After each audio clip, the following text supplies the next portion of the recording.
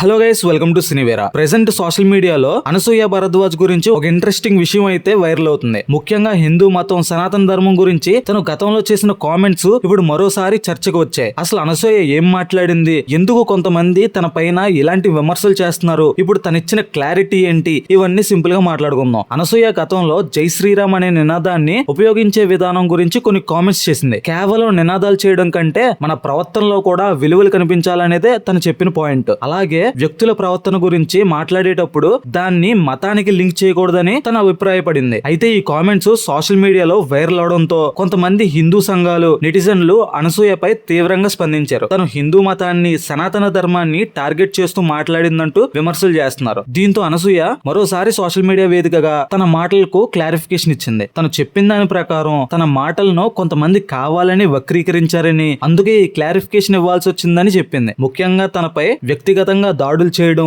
బెదిరింపులకు దిగడం లాంటి విషయాలను మాత్రమే తాను ప్రశ్నించానని తను చెప్పింది. అంటే నేను ఏ మతాన్ని గాని, ఏ వర్గాన్ని గాని, ఎవరి మనోభావాల్ని గాని టార్గెట్ చేసి మాట్లాడలేదు అనేది అనసూయ క్లారిఫికేషన్. ఇంకో ముఖ్యమైన విషయం ఏంటంటే తనకి సనాతన ధర్మం అంటే ఎంతో గౌరవం ఉందని స్పష్టంగా చెప్పింది. తను శ్రీరాముడిని భక్తితో కొలుస్తానని, ఆ భక్తితోనే తన పెద్ద కొడుక్కి హనుమంతుడి పేరు పెట్టుకున్నానని కూడా అనసూయ వివరించింది. అంటే తన మాటల ఉద్దేశం హిందూ మతాన్ని లేదా సనాతన ధర్మాన్ని కించపరచడం కాదని తను చెప్తుంది. ఇక్కడ అసలు ప్రాబ్లం ఏంటంటే సోషల్ మీడియాలో ఒక వ్యక్తి ఏదైనా స్టేట్మెంట్ ఇస్తే దాంట్లో ఒక్క చిన్న పార్ట్ మాత్రమే తీసుకుని వైరల్ చేయడం చాలా కామన్ అయిపోయింది. ఫుల్ కాంటెక్స్ట్ ఏంటి, తను ఏ సిచ్యువేషన్ లో ఆ మాటలు చెప్పింది, అసలు ఇంటెన్షన్ ఏంటి, ఇవన్నీ తెలుసుకోకుండా వెంటనే జడ్జ్మెంట్ ఇచ్చేస్తుంటారు. అనసూయ కూడా ఇప్పుడు అదే విషయాన్ని చెప్తుంది. తన మాటల్ని పూర్తి కాంటెక్స్ట్ లో అర్థం చేసుకోవాలని, వ్యక్తిగతంగా తనని టార్గెట్ చేయడం, బెదిరించడం మాత్రం సరైనది కాదని తను అంటుంది. అయితే సోషల్ మీడియాలో ఈ క్లారిఫికేషన్ తర్వాత కూడా డిబేట్ మాత్రం కొనసాగుతూనే ఉంది. ఒక సైడ్ వాళ్ళు అనసూయ మాటల్లో తప్పేమీ లేదంటున్నారు, ఇంకో సైడ్ వాళ్ళు మాత్రం తను చేసిన కామెంట్స్ వల్ల